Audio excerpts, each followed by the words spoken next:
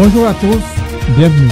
Patrice Talon ne mérite plus de diriger le Bénin. Comme une fatwa, c'est l'une des résolutions du dernier congrès du Parti communiste du Bénin, PCB. Ces assises, c'était cette semaine, les 21 et 22 décembre 2023 à Cotonou. Dans cette émission, nous parlerons bien sûr de ce congrès, le PCB dans le paysage politique actuel, le PCB face à venir aux enjeux politiques immédiats au Bénin. C'est la trame de cette émission. Notre invité, le porte-parole du parti, Jean Kokou-Zounon, ingénieur statisticien, économiste, ancien directeur de l'INSAE. Jean Kokou-Zounon, bonjour, bienvenue. Bonjour, monsieur le journaliste. Vous traînez visiblement toujours la fatigue des travaux, l'âge aidant sans doute. Dites-nous, le congrès s'est bien passé? Le congrès s'est très bien passé. Le congrès s'est très bien passé. L'annonce qui a été faite depuis un mois, et qui a été diffusée, les militants ont beaucoup travaillé à sensibiliser, à informer autour d'eux. Parce que dans l'appel, nous avons demandé le concours de tous ceux qui pouvaient nous aider à ce que nous puissions prendre en charge tout ce qu'il fallait pour faire le congrès. Et les militants s'y sont mis et toutes les délégations attendues sont venues, tant de l'intérieur que de l'extérieur. Nous avons travaillé dans une bonne ambiance, bien que on ait senti qu'il y avait en dessous des entraves à ce que ça ne se passe pas très bien. Mais comme nous sommes habitués à ces entraves et à prendre des dispositions, nous les avons prises et le congrès s'est très bien passé. Donc des entraves, il en a eu? Des entraves, il y en a eu. On va y revenir, mais vous dites que vous avez fait en sorte que les militants puissent informer du congrès. Pourtant, on a l'impression que c'est un congrès qui s'est passé presque en catimini, pas de grand bruit autour. C'est bien qu'on s'est demandé, on se demande si c'est une stratégie, si c'est pas défaut de moyens ou un choix délibéré, quelque chose comme ça. Non, il ne s'agit pas d'abord d'un choix délibéré, parce que monsieur le journaliste, une contradiction dans notre pays qui montre l'échec du système partisan, c'est que le plus grand parti qui anime la vie du pays tous les jours, on ne veut pas le reconnaître. Ça veut dire qu'il y a l'échec du système partisan. Le plus grand parti, c'est lequel? C'est le Parti communiste du Bénin. Il sort son journal toutes les semaines. Toutes les semaines, il y a la Flamme, l'organe central du Parti communiste du Bénin. Vous connaissez encore un parti qui sort toutes les semaines ses opinions? Ce n'est qu'au journal que vous jugez? Non, puisque l'animation de la vie politique se fait par rapport à quoi? Par rapport à dire au peuple ce qui se passe, et à dire au peuple ce qui se passe, et à voir la situation de tous les jours, tant nationale qu'internationale. Combien de partis béninois ont pris position par rapport à ce qui se passe à Gaza? Et voilà le truc. Combien de partis béninois ont pris position par rapport à ce qui se passe en Ukraine? Combien de partis communistes béninois ont pris position par rapport à ce qui se passe au Mali? Combien de partis communistes, partis béninois ont pris position par rapport à la vie quotidienne que vit? Or, l'objet d'un parti politique, c'est d'animer la vie politique. C'est d'animer la vie politique. C'est de dire aux citoyens ce qu'ils pensent de ce qui se passe dans notre pays et partout ailleurs. C'est de ne pas être seulement au Parlement à avoir les 5 millions, les 10 millions et à faire l'honorable. Non. L'objectif premier d'un parti politique, c'est informer le peuple de son projet de pouvoir, de comment il pense aller au pouvoir. Et qu'est-ce que par rapport à ça, comment il décline à travers l'appréciation de ce qui se passe quotidiennement, tant à l'intérieur qu'à l'extérieur du pays. Il n'y a pas de parti politique au Bénin qui le fasse comme le Parti communiste du Bénin. Et sans doute, vous avez fait annoncer cela à vos militants, mais vous l'avez également annoncé dans votre journal La Flamme. Non seulement dans le journal La Flamme, mais aujourd'hui, c'est une évidence que les médias traditionnels, ce n'est plus ça qui informe les populations. C'est-à-dire? Tout le monde sait que si tu écoutes RFI, si tu écoutes les journaux, ils ont leur ligne éditoriale qui n'est pas nécessairement celle des populations. C'est pour cela que tous ces journaux-là sont boudés. Et que tout le monde est obligé d'abord de s'intéresser, premièrement, aux médias qui touchent chacun dans sa chambre. Qu'il soit éveillé ou ne soit pas éveillé, ça peut informer. C'est quels médias? Les réseaux sociaux d'abord, parce qu'en ce temps-là, on peut le faire tout le temps dans toutes les langues. Et nous avons informé d'abord tout le peuple à travers tous nos médias, à travers toutes les langues du pays. Ce n'est pas seulement en français, mais à travers toutes les langues. Et on a envoyé ce communiqué-là à toutes les presses que nous connaissons et que nous avons envoyé. Sauf aux médias traditionnels, puisque vous y avez mis une quoi? Si, on a envoyé aux médias traditionnels. Maintenant, s'ils ne sont pas intéressés a annoncé ça comme information, parce que beaucoup de gens pensent que dès que vous leur envoyez votre communiqué, il faut que vous passez au service commercial pour annoncer ça en tant qu'événement. Parce que les médias traditionnels, c'est d'abord, ils sont à la recherche et à la truc de l'événement. L'événement a été annoncé et a été envoyé à tous les médias traditionnels. Maintenant, s'ils pensent qu'il faut passer nécessairement d'abord au service commercial avant de l'annoncer, ça veut dire que ce ne sont pas les événements qui les intéressent. Or, le Parti communiste du Bénin est un parti de notoriété et le fait d'informer les gens, ça devait être déjà un événement. Mais si ceux-là ne le disent pas, bon, on ne va pas leur dire pourquoi ils ne l'ont pas envoyé. Voilà le problème. Donc, le média de service public, l'ORTB. Mais nous l'avons informé. Informé ou invité à votre activité? On l'a invité à notre activité. Je n'ai pas fait attention à l'ouverture, mais ils étaient à la clôture. J'ai vu le truc de l'ORTB à la clôture. Nous l'avons donc informé, nous l'avons donc invité. De toutes les façons, le service du service public à la clôture. On sait de toutes les façons, c'est dommage. C'est dommage parce que nous avons constaté que tout, depuis notamment, je ne parle pas du service sous Kérékou ou sous le PRPB, la dictature, mais même le service du renouveau démocratique. Tout le monde a constaté que sous Yahi, tout le monde appelait ORTB, Office de radiodiffusion Boni. Et sous le pouvoir de Talon, personne ne passe au service public. Le service public est au service uniquement des autorités du pays. Mais il faut éprouver le service public pour tirer des conclusions. Mais bien sûr, nous les éprouvons. Et je dis que l'ORTB était à la clôture. Je l'ai vu. Maintenant, est-ce qu'ils vont passer? Ça c'est leur problème. C'est un autre aspect. Eh bien, je disais tantôt, on a l'impression que vous avez fait presque dans la provocation, sinon vous avez clairement fait dans la provocation. Vous dites que Patrice Talon ne mérite plus de diriger le Bénin. C'est l'une des résolutions de votre... Non, c'est pas de la provocation. Le Parti communiste ne fait pas de la provocation. Le Parti communiste observe et analyse les réalités économiques et sociales et suit le mouvement social. Alors, ce que nous avons dit là... Qu'est-ce que vous faites dire ça alors? Oui, ce que nous fait dire, c'est le résultat de ce qu'on observe. Vous savez, un peuple a une âme et des intérêts. Lorsque un peuple, le peuple béninois, et c'est l'un des rares peuples autour de nous qui reconnaît son existence, son naissance à travers la résistance aux colons français. C'est pour cela que tout le monde reconnaît que nos héros nationaux, c'est Béhanzin, c'est Kaba, c'est Bioguera. Ceux-là qui ont résisté à l'agression colonialiste française. Mais lorsque l'on voit aujourd'hui un chef d'État qui accepte d'abriter des bases de troupes françaises au Bénin, mais c'est de la provocation. Mais cela a été démenti à plusieurs reprises. Non, ça n'a pas été démenti. Au contraire, pendant que les nôtres disaient, bon, effectivement, ils démentaient. Le gouvernement dément par la voix de son porte-parole. L'ambassadeur de France dément pour dire c'est des choses. Mais le chef de l'État français, lui, n'a pas démenti. Le 28 août 2023, à la rentrée diplomatique, il a eu à dire ouvertement, le chef d'État français Emmanuel Macron, le 28 août, à la rentrée diplomatique, donc devant tous les ambassadeurs français réunis à l'Élysée, il dit, on nous a chassés du Mali, de tout ça, mais nous continuons de rester dans les régions. Et nous avons donc des accords militaires nouveaux à la demande de partenaires. Et l'exemple qu'il a signé, nous vous donnons comme par exemple le Bénin, dans le golfe de Guinée et le Kenya. Vous allez dire que M. Macron a menti? Il a annoncé publiquement. Ensuite... Cela dit, de nouveaux accords, c'est à nuancer avec une base militaire. Oui. Mais ici, M. Thierry Bucard est venu. C'est le chef d'état-major des armées de France. Donc, l'armée de terre, la marine, l'aviation, les forces spéciales. Le chef d'état-major général de toutes les armées. D'abord, on s'est demandé qu'est-ce qu'il est venu chercher ici. S'il est venu en une balade de plaisir.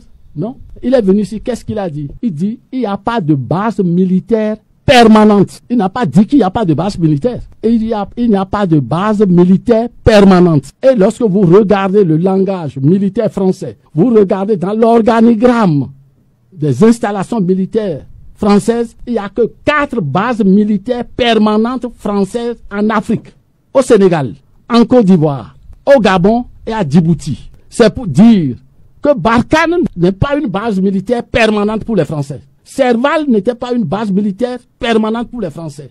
Et j'ajoute même l'épervier, l'opération épervier, qui est au Tchad depuis 1985 jusqu'à ce jour. Donc les militaires français au Tchad ne constituent pas une base militaire française parce qu'ils distinguent deux bases. Les bases militaires françaises qui sont des camps français avancés, les camps militaires français avancés dans des pays autres qu'en France. C'est ça les camps militaires français. Ailleurs, c'est ça qu'ils appellent une base militaire française. Donc les camps militaires avancés de la France. Les bases permanentes. C'est ça qui est les bases permanentes. Mais toutes les autres bases sont ce qu'ils appellent les bases opérationnelles. C'est ça Barkhane. Donc ponctuelles. Oui, mais je dis ponctuel, comme Barkhane est resté pendant longtemps. Comme Épervier est au Tchad depuis 1986. Donc, Thierry Bulka n'a pas dit qu'il n'existe pas de base au Bénin. Donc, il est venu plutôt entre base permanente et base opérationnelle. Donc, Thierry Bulka est venu ici confirmer plutôt qu'il existe de bases militaires françaises au Bénin, à Tourou, à Kandi, à Liboussou. Ça existe. Un gouvernement qui ne peut pas dire la vérité à son peuple et qui dément tout le temps. Est-ce que ce gouvernement mérite? Une base militaire, c'est un déploiement et pas des moindres. C'est des infrastructures physiques. Bien sûr. Parfois des aérodromes. Bien sûr. Il en a où? À Tourou. Tourou maintenant est pris comme opérationnel pour les bases françaises. À Kandi, on a mis maintenant des miradors à l'ancien camp de Kandi. Il y en a 50 hectares entre Liboussou et autres sur la voie de Sekbaran. Le Parti communiste n'avance pas des choses sans enquête. Mais pour l'instant, on attend toujours les preuves quand même du Parti communiste du Bénin. Mais non, mais des images, par exemple, qui feraient croire. Écoutez, monsieur le journaliste, je voudrais vous dire que vous êtes journaliste. Vous pouvez aussi aller faire les investigations pour savoir si ce que nous disons. C'est vous qui affirmez quand même ce mais que vous si avez fait. Nous avons sorti un document qui décrit de façon précise et exacte la base qui est à Kandi. C'est le 6 octobre 2022. Mais pour l'instant, vous n'avez pas de preuves physiques. Mais c'est ça ce qu'on appelle les preuves physiques. On a dit, c'est à tel endroit, et on a dit, voici. Vous le trouvez à l'ancien camp de Kandi, divisé en deux, une partie, où il y a les Français et les Béninois ne peuvent pas aller, avec des miradors, avec des trucs précis. C'est dans le journal La Flamme qu'on a d'abord interpellé le chef de l'État. Le premier secrétaire du parti a interpellé le chef de l'État par rapport à ça, dans une publication le 6 octobre, et c'est dans La Flamme du 7 octobre 2022. Voilà. Mais donc, puisque vous continuez à affirmer qu'il y a une base militaire française au Bénin, le Parti communiste du Bénin, je veux dire. Alors, cette troupe française-là, elle compte combien d'hommes au Bénin? Écoutez, c'est ça qu'il faut pour voir qu'il existe une base. Mais ailleurs, c'est des données qu'on a. Mais c'est les données qu'on a. C'est les données qu'on a. Il y a au moins 300 militaires français au Bénin. À Liboussou, depuis que le Parti communiste a publié cette interview de Thierry Bulka, le gouvernement encore a dit quelque chose. Mais ils se sont tués. Ils se sont tués parce que Thierry Bulka est venu confirmer les choses. Il dit il n'y a pas de base militaire permanente. Il n'a pas dit qu'il n'y a pas de base militaire. Il a dit qu'il n'y a pas de base militaire permanente. Parce qu'ils n'en ont que 4 en Afrique. Donc, ce qui avait les 1500 au Niger, là, c'est pas une base militaire permanente. C'est pour cela que des gens peuvent dire, mais il n'y a pas la loi, tout ça. Parce que lorsque c'est une base militaire permanente, c'est que c'est un détachement de campement militaire français sur un territoire avancé. C'est ça qu'eux-mêmes ils appellent les forces prépositionnées. Donc, ce n'est pas pour opérationnel. C'est prépositionné pour toute opération qui peut arriver. C'est ça qu'ils appellent donc les bases militaires permanentes. Mais vous avancez le chiffre de 300, oui. Au moins 300 hommes de l'armée française au Bénin. Oui. Je suis tenté de vous demander quelles sont vos sources. Bon, ben, écoutez, je suis étonné qu'un journaliste me demande mes sources. Ceux-là qui ont dit, qui se battent pour protéger leurs sources, viennent me demander où sont moi mes sources. Je comprends pas. Je suis étonné. Non, c'est donner aux gens également à vous croire, c'est tout ce que nous, nos sources, c'est toujours au sein du peuple. Le peuple existe là et voit. Si vous écoutez, vous écouterez vous écouterez des audios qui disent près de 3 fois par semaine, entre minuit et 4 heures, il y a des aéronefs qui tournent à Tourou. Vous verrez bien que des gens disent, on nous empêche de dire, on ne peut plus prendre tout droit pour aller à l'ancien truc de Tourou. Vous entendrez. Nous, nos sources principales, c'est à l'écoute du peuple, c'est à l'écoute des travailleurs, c'est à l'écoute des ouvriers. C'est ça nos sources principales. Mais 300 personnes devaient sortir. Vous avez dit que c'est une force opérationnelle, donc ils devaient sortir de temps en temps, aller sur le terrain et pas un petit nombre. Vous êtes allé donc dans les parages, vous n'avez pas vu sortir, vous ne les avez pas vus sortir. De toutes les façons, depuis que Thierry Burka est venu et que le Parti communiste a convaincu, a dit, voilà ce que Burka a dit. Base militaire permanente, ça signifie 4 en Afrique. Et que base opérationnelle, Serval, Barkhane, Sabre, Épervier, ce ne sont pas des bases permanentes. Qu'est-ce que vous en dites par rapport aux bases militaires au Bénin?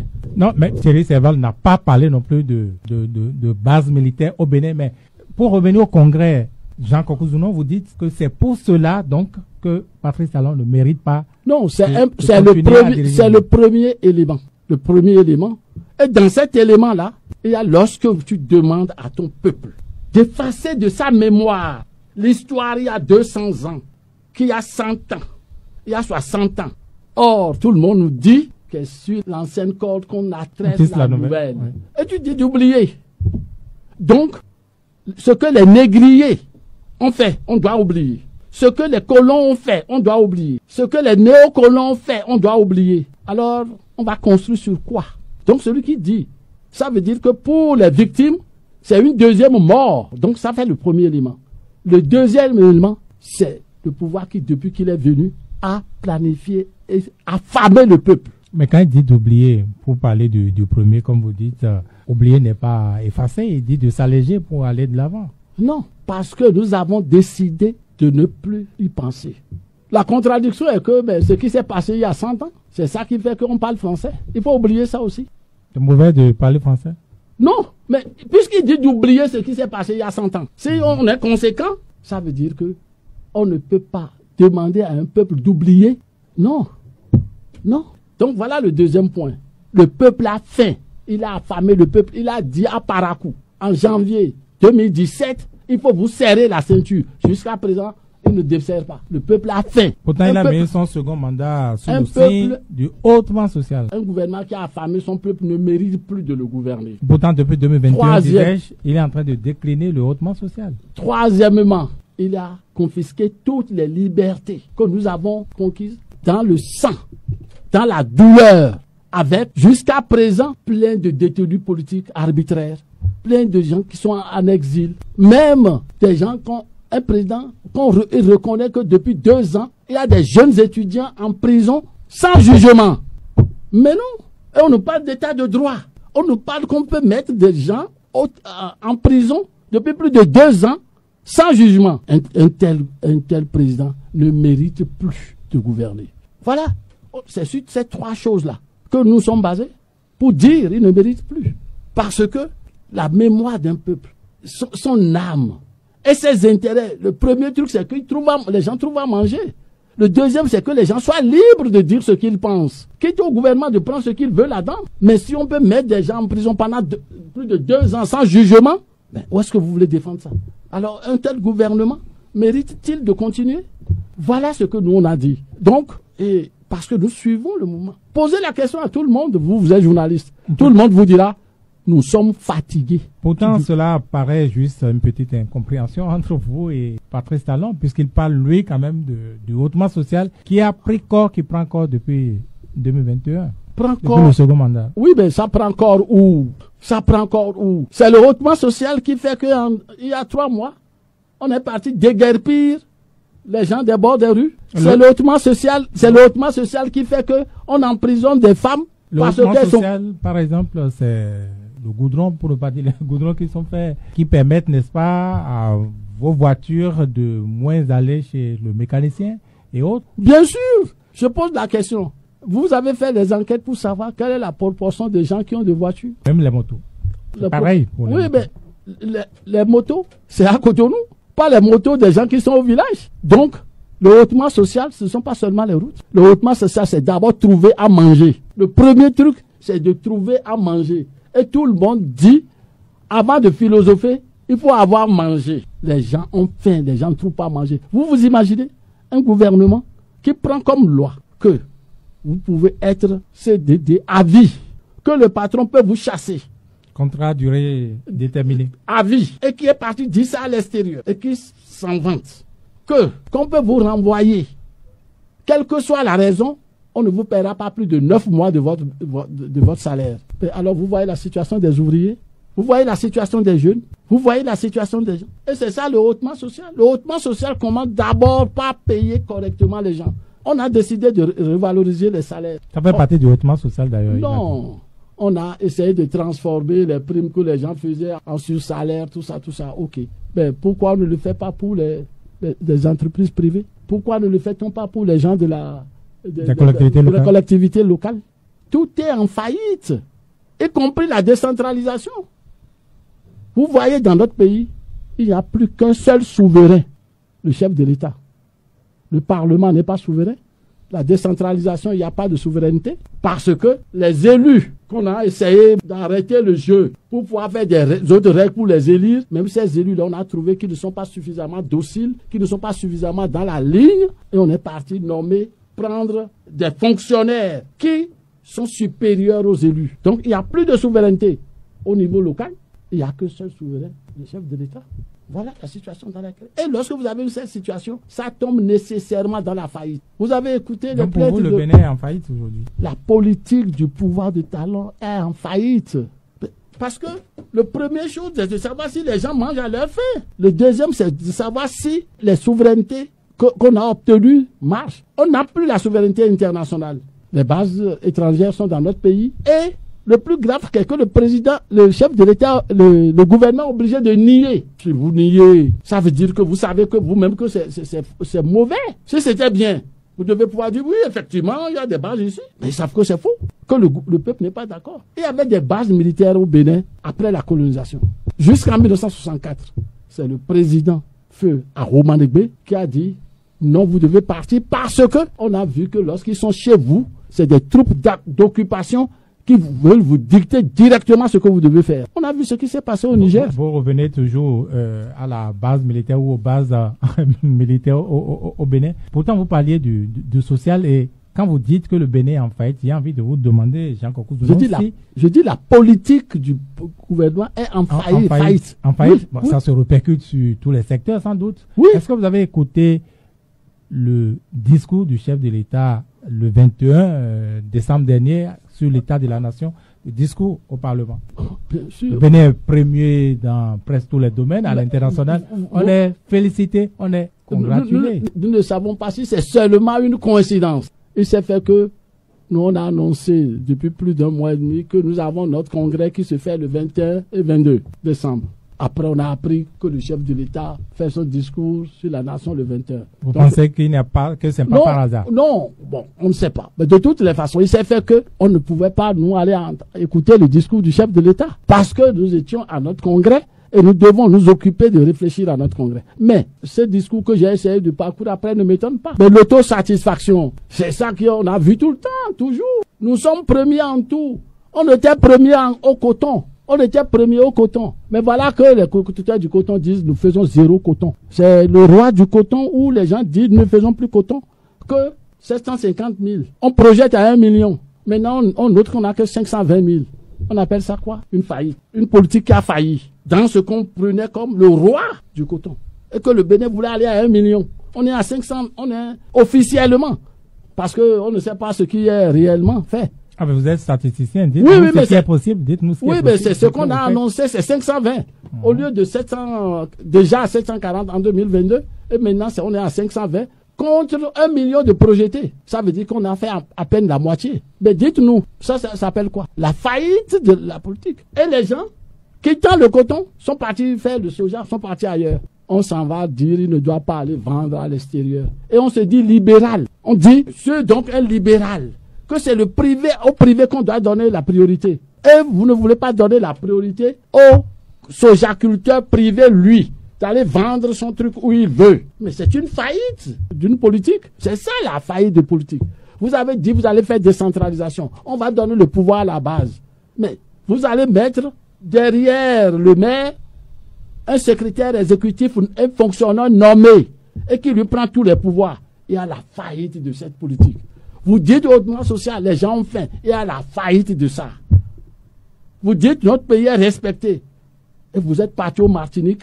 En Martinique, les Martiniquais disent, mais quel est ce président-là? Nous ne comprenons pas. C'est ça la faillite. On se souvient qu'on avait dit qu'on avait une très bonne politique diplomatique. On a supprimé les ambassades en pagaille pour dire que c'est bien. Tout le monde, même l'ancien ministre des Affaires étrangères, par sensation pour dire non, qu'on voulait de lui qu'il apporte des sous. Alors que la politique, la diplomatie, ce n'est pas ça. C'est pas moi qui l'ai dit. Hein. C'est Aurélien Banossi. Oui, qui l'a dit à sa passation de service. Ça veut dire faillite de la politique diplomatique. C'est ça que je constate. On ne fait pas plaisir aux gens. Et on ne le dit pas parce que nous sommes contents. Mais on regarde que notre pays ne va pas de l'avant. Notre pays tourne. C'est pas nous qui disons. Même les gens disent, mais les cotonculteurs du coton disent, mais nous travaillons pour un seul individu. Mais ils sont payés, non? Mais oui, mais est-ce que je suis payé à la mesure des revenus de ma force de travail? Non. Donc c'est ce qu'ils constatent. C'est pour cela qu'ils s'en vont jusqu'à dire 0 coton. Mais vous vous imaginez et on est descendu de 740 à 500 tonnes. 500 000 tonnes, voilà. Donc, c'est tout cela que nous constatons. Vous savez qu'un pays qui, en avant, fait venir le FMI vient toujours au chevet des économies malades. C'est comme ça dans le monde. Mais le Bénin, depuis, est toujours sous FMI. Qui a dit que le Bénin a des défis à relever? C'est le dernier rapport. Comme tous les autres pays, non? Non, mais... la taille du Bénin, Non. Une économie qui marche n'a pas besoin de quelqu'un qui vienne du FMI. Le FMI vient toujours au chevet des économies malades. Ils viennent au chevet des économies malades. Donc voilà la situation. Donc on peut dire tout, mais la réalité c'est ça. La réalité dans notre pays, c'est qu'on s'est fait ridiculiser face au peuple du Niger. On s'est fait ridiculiser par rapport au peuple du Niger. On dit, bon, il faut aller sauter le truc même par la force. Et qu'il faut aller faire la guerre au peuple nigérien pour rétablir un président. Il faut aller faire une intervention militaire. Ils disent qu'il y a une nuance. Oui, l'intervention militaire, donc si tu viens chez moi, intervention militaire, c'est toi qui as dit ça. Moi, je vais dire quoi? Donc, si tu viens me dire, faire une intervention militaire chez moi, moi, je vais dire quoi? C'est pas la guerre. Les militaires viennent faire intervention militaire. Mais ils ne font pas la guerre. Mais on s'est fait ridiculiser. C'est ça le visage du Bénin aujourd'hui qu'on dit le Bénin respecté. Le Bénin respecté où? Et c'est pour tout ça, c'est pour ce diagnostic que vous dites que Patrice Talon ne mérite plus de diriger de gouverner notre pays. Oui. Voilà. Donc, voilà les bases de notre analyse. Voilà les bases de notre analyse. Mais quand vous dites qu'un président régulièrement élu, n'est-ce pas, élu à l'issue des élections démocratiques, ne mérite plus de diriger le pays. Ça veut dire quoi? Qu'est-ce qu'il faut y comprendre? Ce qu'il faut comprendre, c'est ce qu'on a dit. Que sa politique est en faillite. Maintenant, il appartient au peuple. Le reste appartient au peuple. Mais nous faisons une analyse de la situation. Nous faisons une analyse objective de la situation, tant avec ce qui se passe au sommet que ce qui se passe à la base. Le reste appartient au peuple, c'est-à-dire c'est au peuple d'être d'accord avec vous ou pas, c'est cela? Oui, c'est au peuple d'être d'accord avec et d'agir en conséquence, de prendre ses responsabilités en conséquence. C'est-à-dire que le peuple est souverain. Le peuple a tous les droits, tous. Et ce n'est pas nous qui le disons. La Déclaration universelle des droits de l'homme dit que le peuple a tous les droits, même le droit à l'insurrection. Nous ne disons pas qu'il faut faire l'insurrection. Mais c'est parce que les gens vont dire, lorsqu'on dit ça, c'est qu'on fait ceci. Non. Nous, on parle sur la base des acquis du monde entier. Donc, c'est tout. C'est au peuple. Si le peuple attend un jour, tout ça, non. Mais nous, on dit, voilà la situation objective. Mais est-ce que vous n'avez pas l'impression que le peuple n'est pas gêné depuis 7 ans et demi par ce que vous décrivez là? Il n'est pas dérangé par ce Patrice Talon? Alors, je dirais, ça veut dire que il a raison de mettre les gens en exil. Parce que ceux-là ne font pas partie du peuple. Parce que ceux qui ont été mis en exil, ils font partie du peuple. Hein. Si eux n'étaient pas gênés, ils n'allaient pas agir. Les jeunes qui sont en prison, S'ils ne sont pas gênés, ils ne vont pas agir. Si ceux-là qui ont décidé de Soja Culture, qui ne sont pas d'accord avec les tranchées et avec le comité mixte, police, douane, armée, à l'intérieur du pays, qui prend le producteur de soja comme ennemi intérieur, lorsqu'on met l'armée pour poursuivre des gens à l'intérieur, or l'armée, normalement, son rôle, c'est de défendre la sécurité du pays, c'est de défendre la sécurité du pays, c'est de défendre l'intégrité territoriale du pays. Lorsque vous le mettez dans un comité contre l'ennemi, contre quelqu'un d'intérieur, ça veut dire que vous commencez à reconnaître que ceux-là, c'est des ennemis intérieurs. Donc on prend les producteurs comme des ennemis intérieurs contre lesquels on envoie les troupes. On dit, mais ça veut dire qu'il y a un problème. Il y a un problème. On ne peut pas créer des comités mixtes. Parce que la police et la douane, on sait qu'eux, ils doivent faire des trucs à l'intérieur. Mais qu'est-ce que l'armée vient chercher là-dedans? C'est-à-dire que je mets l'armée contre des citoyens. Ça veut dire que ces citoyens-là sont considérés comme des ennemis intérieurs. Vous parlez de comité précisément. Lorsqu'il y a eu la loi pour dire le soja ne doit pas sortir, il y a eu... Le décret. Mais oui, il y avait un décret montant un comité mixte avec celle-là pour aller faire. Et c'est ça qui donne l'application de ce décret. Oui, c'est ça qui donne lieu à ce qu'on a entendu faire à Kobliou. Avec un mort. Avec un militaire décédé. Voilà. Le militaire qui est là-dedans n'est pas allé parce que de sa propre force. C'est parce qu'il y a des comités mixtes où il y a aussi des militaires. On ne peut pas mettre un comité mixte avec des militaires à l'intérieur du pays contre le citoyen producteur. Voilà le problème. Donc ça veut dire que le citoyen producteur est pris comme un ennemi à combattre. Non. Et voilà, donc, voilà les éléments qui montrent que il y a un problème. Et ça veut dire que la gouvernance ne peut plus tenir. On est obligé de faire recours à la force organisée de l'État militaire. Il y a un problème, il faut résoudre. Il y a un problème, il faut résoudre. C'est l'analyse des faits, simplement, mais rigoureusement, avec toutes les conséquences qu'on peut tirer par rapport aux choses. Alors, on peut dire que c'est la grande résolution issue de votre congrès Talon doit partir. Quelles sont alors les autres résolutions? Nous avons pris des résolutions pour que notre travail soit mieux fait. Nous-mêmes, au niveau de nos résolutions, ça c'est interne à nous. C'est interne au Parti communiste de savoir comment nous devons nous déployer, comment nous devons continuer, comment nous devons faire face à toutes les difficultés. Parce que le Parti communiste a été créé pour prendre le pouvoir. Et le pouvoir que nous voulons, c'est un pouvoir patriotique. Si vous lisez notre programme, le premier point du programme, c'est renverser la haute bourgeoisie et l'impérialisme français son protecteur. Recouvrer l'indépendance et la souveraineté réelle du pays. Voilà les deux premiers points du programme du parti depuis 1977. Mais lorsqu'on le disait, les gens disaient, oh, c'est utopique, c'est irréalisable, on ne peut pas faire ça. Mais il suffit de regarder ce qui se passe au Mali. Il suffit de regarder ce qui se passe au Niger. Il suffit de regarder ce qui se passe au Burkina Faso. Il se passe des coups d'État dans ces pays. Non, ce n'est pas seulement les coups d'État qui se passent. Ce qui se passe dans ces pays-là, c'est le fait qu'ils disent nous sommes souverains et personne ne viendra nous dicter ce que nous devons faire pour notre pays. C'est ça ce qui se passe. Les voies par lesquelles c'est arrivé là, ça c'est un autre problème. Ce qui se passe, c'est que les gens disent à la tribune des Nations Unies que tout le monde doit respecter la souveraineté. Tout le monde doit respecter le choix librement fait.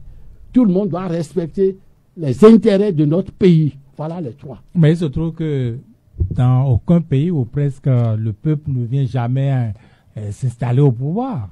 Le peuple vient au pouvoir à travers des représentants qui restent favorables à ses intérêts ou ne sont pas favorables à ses intérêts.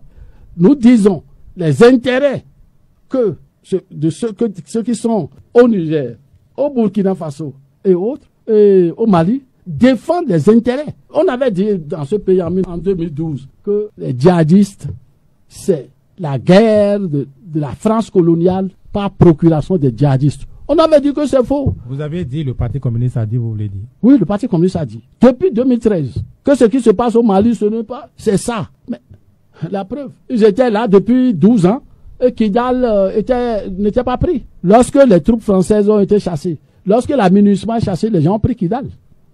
Vous ne pensez pas que c'est trop simple de faire cette affirmation-là? Mais ce n'est pas simple. C'est ça. Maintenant, que lorsque ce soit pris, les djihadistes qui sont là ne soient pas contents.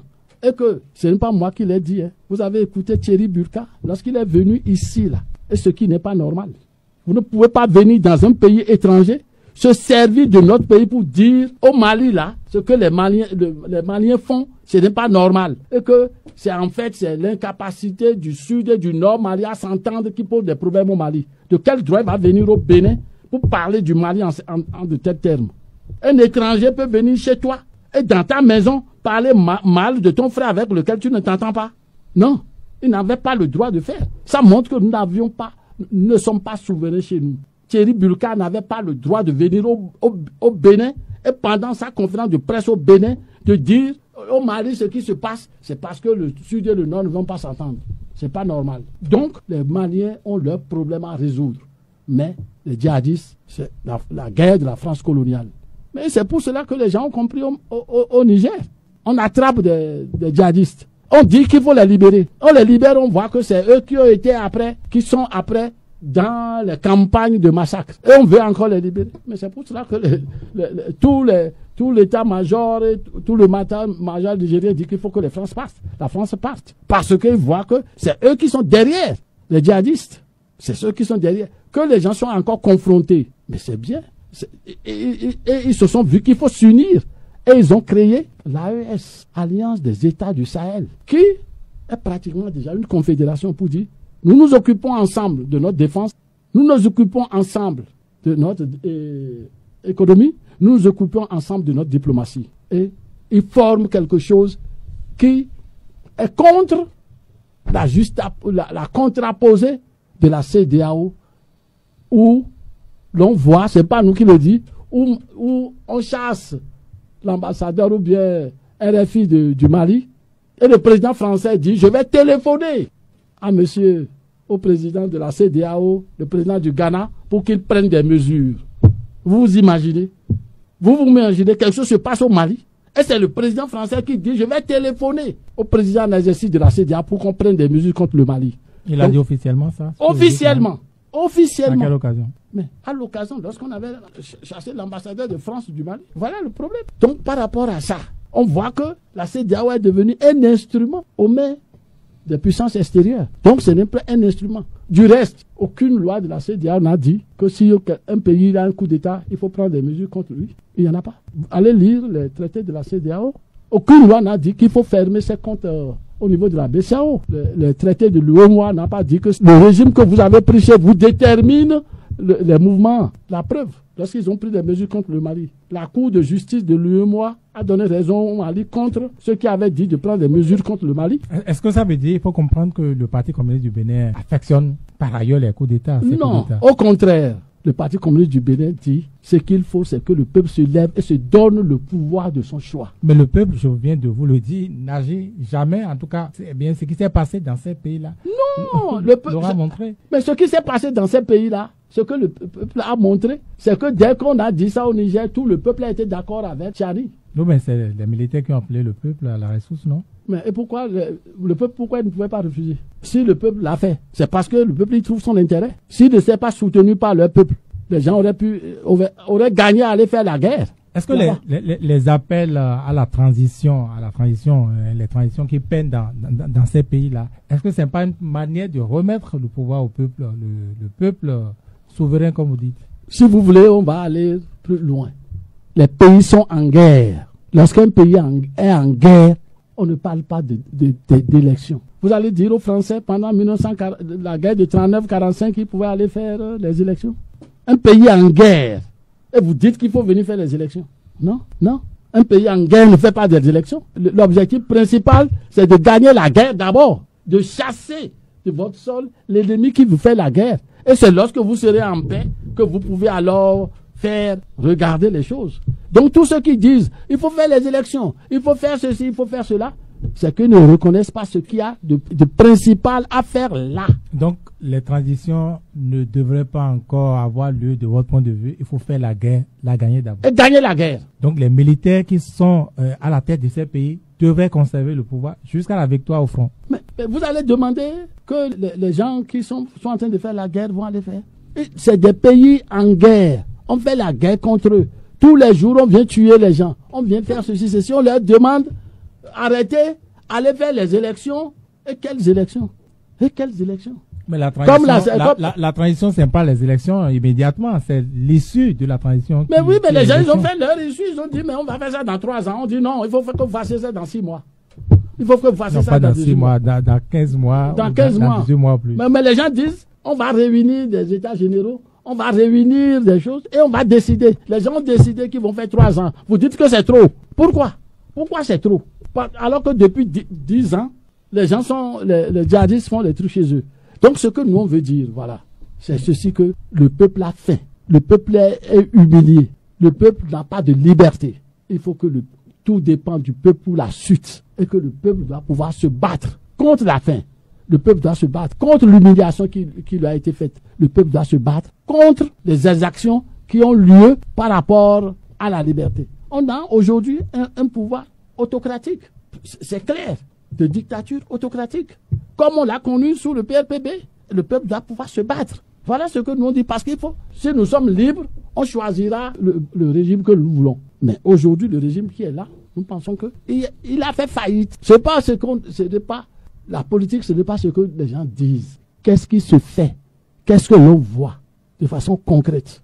Lorsque un gouvernement met en place des comités mixtes, douane, police, armée contre les producteurs du pays, vous dites non. Ça veut dire que le producteur est pris comme ennemi intérieur de ce pays. C'est eux qui produisent. Alors si les producteurs sont devenus ennemis intérieurs, on va aller où? On va faire quoi? Alors avec vous, on revient au Bénin précisément à votre congrès, aux résolutions. Vous disiez tantôt que vous avez réfléchi aux moyens de pouvoir conquérir le pouvoir que vous chassez, que vous ambitionnez depuis 1977. Vous l'avez également rappelé. Mais avec quels moyens? Parce que ce qu'on reproche, pour ne pas dire, ce qu'on ne voit pas, surtout au Parti communiste du Bénin, c'est les moyens pour atteindre les objectifs que vous donnez depuis 1977. Comme vous avez dit quelque chose qui est vrai, mais qu'il faut pousser jusqu'au bout. Allez-y, poussez. Oui, c'est le peuple. Il faut que le peuple puisse se lever et choisir ceux qui doivent pouvoir le diriger. Et c'est ça que le Parti communiste cherche chaque fois à lui dire, voici la vérité. Voici, et met en avant, autant que faire se peut, il y a de ces militants qui prennent le devant pour défendre les intérêts du peuple. Pour défendre les intérêts du peuple. Ils ne craignent pas même l'esprit de sacrifice pour pouvoir les défendre. C'est connu. Sous le PRPB, c'est connu que le Parti communiste ne craint pas les difficultés. De manière opérationnelle, comment ça va se passer? Vous voulez que les Béninois montrent leur poitrine à l'armée? Qu'est-ce que vous voulez aujourd'hui? Attendez. Lorsqu'on dit ça, là, on peut faire peur aux gens. Avant 2016, là, combien de gens se suicidaient? Vous avez vu que au Bénin, là, les gens se suicidaient. Mais depuis 2016, regardez comment des gens se suicident. Qu'est-ce que vous voulez dire par là? Ça veut dire qu'aujourd'hui, la politique du pouvoir pousse les gens au désespoir. Donc, au lieu de se suicider, qu'ils prennent les armes pour tuer les autres? Ce n'est pas ça que j'ai dit. C'est pour dire, ce n'est pas le PCB qui pousse les Béninois à la mort.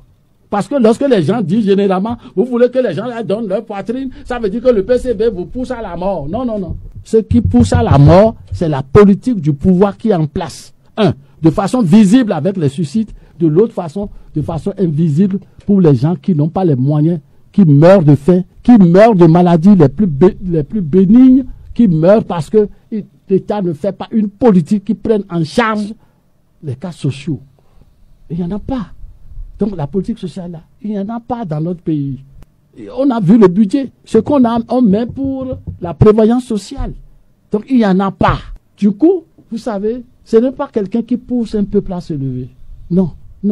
C'est la situation réelle et objective qui fait que le peuple se lève.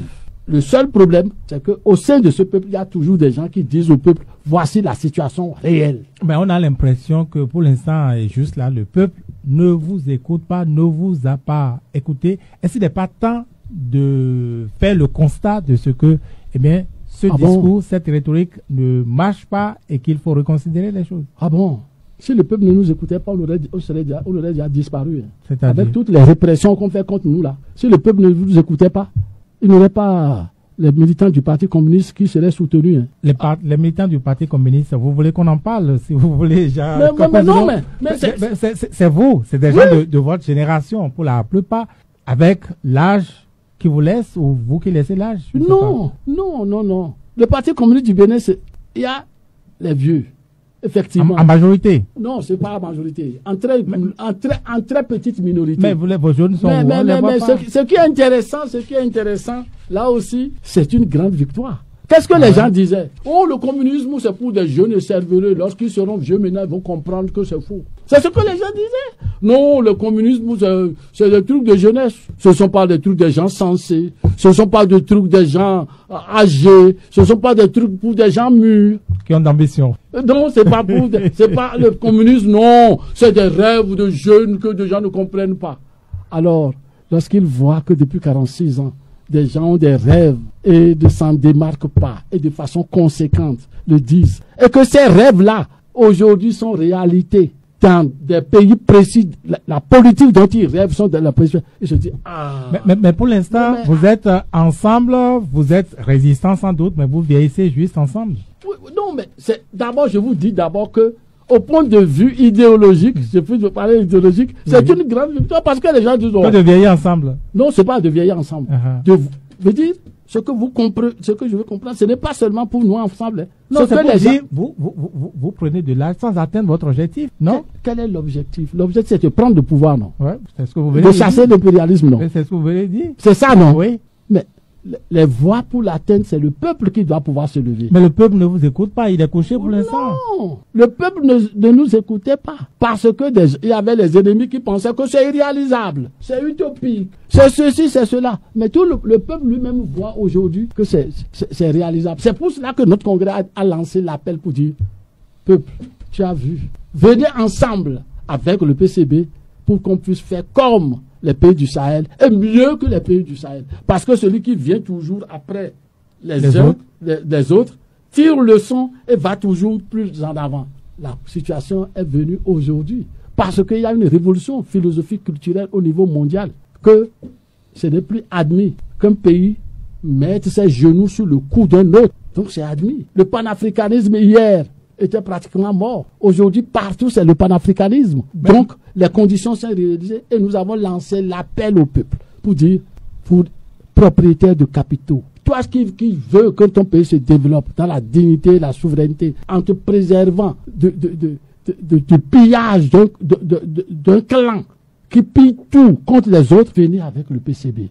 Donc, les ouvriers, venez avec le PCB. Parce que vous pensiez que c'était utopique. Parce que on vous avait dit que c'était irréalisable. Ça se réalise. Mais le PCB, le peuple va le rejoindre où? À quel carrefour? Dans quel lieu le peuple vous rejoint? En fait, pourquoi vous ne prenez pas le devant des choses, tout simplement? Pourquoi je ne prends pas le devant? Je veux dire le Parti communiste du Bénin. Mais je prends le devant déjà en disant ce qu'il faut. Parce que combien de gens ont dit que Patrice Talon ne mérite plus de diriger ce pays? Je prends le devant. En analysant la situation et en disant la vérité au peuple. Je prends le devant. Vous avez entendu combien de gens disent que cela ne mérite plus de viser le peuple? Non pas sur la base de provocation, mais sur la base d'analyse objective qu'ils publient pour dire, voilà, les trois raisons. Combien de temps ça va durer? Combien de temps ça ne va pas durer? Ça, c'est un autre problème. C'est au niveau du peuple de le résoudre. Et le Parti communiste du Bénin, les communistes du Bénin participeront, comme ils ont toujours participé, au mouvement avec le peuple. Est-ce que le Parti communiste du Bénin ne manque pas d'humilité, ne manque pas de se remettre en cause? Il n'a rien à faire? Sur quelle question? Mais vous prenez quelque chose qui ne marche pas, qui ne prend pas juste là dans tous les cas, même si, oui, il faut saluer par ailleurs, comme vous dites, votre endurance, votre capacité de résilience, de résister au temps. Vous savez, il y a des gens qui voient que comme c'est difficile, il ne faut rien faire. Vous pensez que c'est tout le mérite? Non. Pensez qu'il y a des gens qui ne peuvent rien, qui ne peuvent pas faire. Mais je ne veux pas continuer. S'il y a eu le minimum de liberté qu'il y a eu dans le pays, c'est le PCB qui a pris le devant qu'il a fait. Donc, et nous continuons. Parce que nous savons que le salut est à ce niveau-là. Le salut est à ce niveau-là. Les bas, les hauts, les bas. Mais nous sommes là. Mais combien de gens n'ont pas rejoint le camp parce qu'ils ont trouvé que c'est difficile? Combien de gens ne sont pas fatigués parce que c'est difficile? Et je vous dis, la première chose que les gens nous disaient, non, tu sais, le communisme là, c'est des rêves. jeu de rêve là-dessus. Vous savez combien de temps a duré pour que les partis communistes prennent le pouvoir dans les autres pays? Non, allez lire l'histoire. Le Parti communiste chinois, c'est depuis 1900, c'est en 1948 qu'ils ont pris le pouvoir. Le Parti communiste russe. Donc vous êtes plein d'espoir. Mais naturellement, nous savons que ce que nous avons dit, ce que nous avons vu se réalisera. Et ça a commencé, ce n'est pas se réaliser, ça a commencé à se réaliser. Au Burkina, au Niger, au Mali. Parlons du peuple béninois, si vous voulez. Et ça montre bien ceci, que c'est le peuple qui fait, c'est-à-dire l'ensemble de la population qui fait la chose. Ce n'est pas seulement un parti. Il n'y a pas de parti communiste connu au Niger. Quand vous entendez dire que le peuple béninois n'est pas celui du Niger, n'est pas celui du Mali, n'est pas le peuple burkinabé, qu'est-ce que vous répondez? Qu'est-ce que ça vous fait? Lorsqu'on sait que vous dites que les Béninois ne réagissent pas comme les autres. Mais c'est aujourd'hui que les gens disent ça. Et ça, c'est ce que les gens ont toujours dit. Jusqu'en 1990, c'est le peuple béninois qui a été en avant, et a pu renverser ici un autocrate. Il y a des moments où un peuple peut être en avant, et il y a des moments où ils sont en arrière. Donc ce qu'on dit là, vous êtes plein d'espoir. C'est pour te dire que c'est le peuple béninois, pendant qu'il y avait des militaires au pouvoir partout, c'est le peuple béninois qui s'est levé, qui a renversé son général militaire ici. Donc on ne peut pas dire que le peuple béninois ne fait rien, c'est faux. C'est faux. L'histoire ne le montre pas. Ce que l'histoire montre, c'est ça. Ici, le peuple béninois est parvenu à renverser l'autocratie de Kérékou. Donc, le peuple, chaque peuple. Ce qui s'est passé après, on le sait. Qu'est-ce qui s'est passé après? Mais ce qui s'est passé, c'est qu'il faut tuer la jeunesse. Donc, rendre la jeunesse dépendante. Donc, on coupe tout ce qui fait bourser ce cours scolaire. Donc, elle n'est plus autonome. On ne crée pas d'emploi. Donc, les jeunes sont. Donc, tu finis des formations, tu es au chômage. Tu ne trouves pas à manger. Donc, l'élan pour aller te révolter, tu ne le trouves pas. Parce que pour avoir mangé, pour pouvoir être l'élan pour te battre, pour la suite. Pour avoir de l'énergie pour marcher. Bien sûr, bien sûr. Donc, c'est ça qui a été fait. Mais ce que les gens n'ont pas pensé, c'est qu'ils n'ont pas vu que lorsque le jeune est comme ça, il commence à réfléchir pour savoir mais quelle est la cause de la politique. Et les jeunes commencent à percevoir que la cause de cette politique-là, c'est la domination politique étrangère. C'est ça qui a fait que les jeunes du Niger se sont levés pour dire nous voyons maintenant que c'est l'impérialisme français qui est la cause. Lorsque, après la guerre, après le coup d'État, Macron reste là-bas pour dire moi, je ne reconnais pas. Il faut que je ne reconnais pas le nouveau gouvernement. Qu'est-ce que Macron a à voir avec le truc du Niger? Et les intérêts français, la France a des intérêts au Niger et il va les défendre. Donc, sa politique de faire, les jeunes ont compris d'où vient leur mot. D'où vient leur mot. Que c'est la domination française. Et je suis convaincu que les jeunes aussi comprendront. Les jeunes, vous avez dit, est-ce que ce n'est pas la grande faiblesse du Parti communiste du Bénin, la jeunesse, le fait de ne pas recruter des jeunes? On n'en voit pas assez dans tous les cas au Parti communiste. Il y a beaucoup de jeunes au Bénin, et au Parti communiste du Bénin. Il y a beaucoup de jeunes au Parti communiste du Bénin. Mais il faut qu'ils soient à l'école communisme. Il faut qu'ils soient à l'école de la théorie. Et ceux qui ont pu, avec la théorie, ont quelques expériences et continuent. Donc ils viennent nombreux, mais ils ne restent pas. Ils restent, beaucoup restent, mais il s'agit de les former. Et ils voient que ceux qui sont devant nous font bien. Donc ils disent, nous avons confiance en vous, vous continuez, mais nous serons à même de la preuve. Lorsque le gouvernement pensait que, bon, il pouvait menacer des gens pour dire, si vous n'allez pas composer, on va vous radier. Ils pensaient que tout le monde allait s'abaisser. Donc ce sont les communistes qui ne sont pas allés composer. Ce n'est pas seulement les communistes. Non, ils sont plus de 300. Ils sont plus de 300. Je constate que vous avez assez d'énergie malgré votre âge. C'est un mérite. Et parmi les 300, tout le monde n'est pas communiste. On arrive au thème de cette émission, Jacques. Oui. Alors, qu'est-ce que je dois dire? Ce que vous voulez. Mais c'est ce que j'ai dit. Au thème de l'analyse, la politique du pouvoir de talent a fait faillite. Ce que le Parti communiste, le pouvoir que le Parti communiste a voulu, le pouvoir pour lequel il est toujours battu, s'est toujours battu, est aujourd'hui réalité. C'est réalisable. Alors nous demandons à chaque couche, y compris jusqu'aux opérateurs économiques qui veulent travailler pour un pays prospère, nous demandons aux ouvriers, nous demandons à la jeunesse, nous demandons aux paysans, tous, d'aller ensemble pour réaliser ce qui se passe au Sahel et mieux qu'au Sahel. Voilà ce que l'appel que notre congrès a adressé donc au peuple. Je vous remercie. C'est donc que vous remercions Jean Koko Zounon, statisticien de formation, ancien directeur général de l'INSAEM et porte-parole du Parti communiste du Bénin. Merci d'être venu sur l'émission Grand Angle. Merci à chacun, merci à tous de nous avoir suivis. La réalisation technique a été assurée par Samuel Hugo. Grand Angle, c'est encore dimanche.